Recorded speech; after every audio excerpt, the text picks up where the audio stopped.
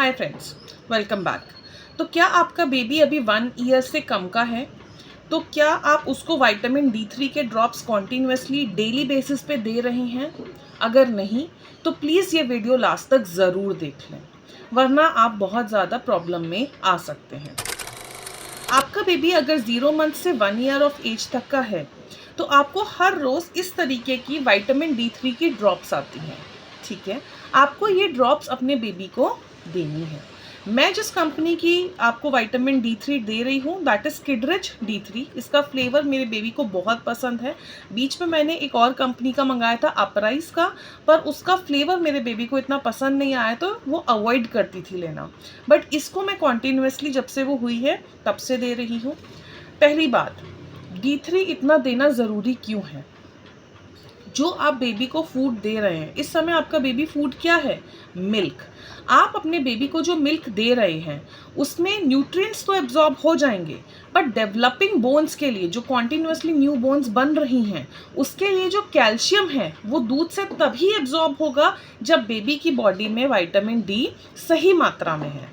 तो आप क्या सोचते हैं कि चलो हम बेबी को धूप में बिठा देते हैं तो वहाँ से विटामिन D मिल जाएगा, पर कभी कभी सही एक्सपोजर, सही टाइमिंग पे एक्सपोजर और सही देर के लिए एक्सपोजर ना होने की वजह से कम मात्रा में विटामिन D बनता है, जिसकी वजह से आप तो सोच रहे हैं कि विटामिन D है बच्चे के पास, पर उतना विटामिन D बच्चे को नहीं मिला है।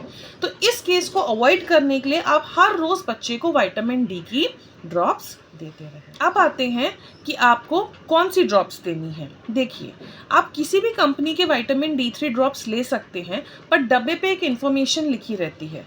जैसे कि यहाँ पे आप देख सकते हैं, इस पे लिखा है 800 IU।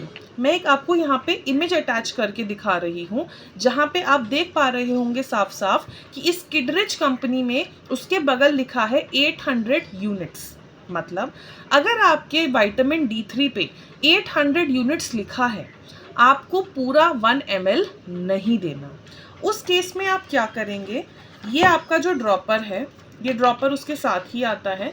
ये जो आपका ड्रॉपर है, आप इसके ड्रॉपर का आधा 0.5 ml, अगर आपको नहीं समझ में आ रहा 0.5 ml कितना है, तो इसमें आप इसको आधा भरेंगे। बॉटल में इसको डिप करके इसको प्रेस करेंगे ऊपर से ब्लैक वाले को, और फिर इसके अंदर आधा भर लेंगे और बेबी को हर रोज़ पिलाएंगे। ठीक है, लेकिन अगर आपकी यूनिट 400 है, जैसे कि अब आप स्क्रीन पे देख पा रहे होंगे, इस कंपनी का जो प्रोडक्ट है इसकी बॉटल पे 400 IU दैट मीन्स 400 यूनिट्स लिखा हुआ है। तो इस केस में आपको कितना देना है? आपको देना है पूरा 1 ml, मतलब ये पूरा ड्रॉपर भरा हुआ।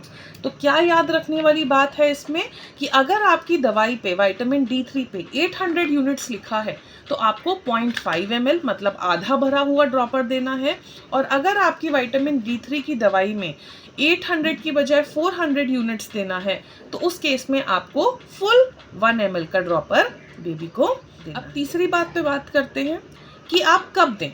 मैंने अपना टाइमिंग कैसे सेट किया है बेबी के साथ कि जहाँ पे मैंने अपने बेबी के सारे नहाने के प्रोडक्ट्स रखे हैं। मैंने एक बास्केट बनाई है जिसमें मैंने अपने बेबी के मसाज ऑयल, पाउडर और उसकी ड्रॉप्स जो भी मुझे देनी है, काजल और साथ में क्रीम और बेबी रैश क्रीम, मैंने सब एक जगह ही बास्केट में कर लिया है।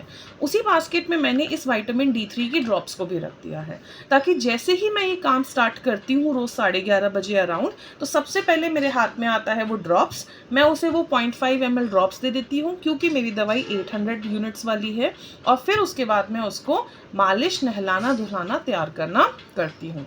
जिस दिन भी मेरी ये दवाई ख़त्म होने की वजह से बास्केट से हट जाती है, उस दिन मैं 100% दवाई देना उस समय भूल जाती हूँ। मुझे शाम को या कभी रात में याद आता है। इस तरीके की गलती अवॉइड करने के लिए ही मैंने उसके नहाने की चीज़ों के साथ ही इसको रख दिया है, क्योंकि नहाना तो रोज़ है, जब मसाज होगी तो सबसे पहले जाएगा ड्रॉप्स। तो ये ट्रिप आप भी यूज़ कर सकते हैं और अपने बेबी की ड्रॉप्स को रोज़ सही टाइम पर फिक्स कर सकते हैं। All the best. और ऐसे वीडियोस देखने के लिए please like, share and subscribe my channel. Thank you.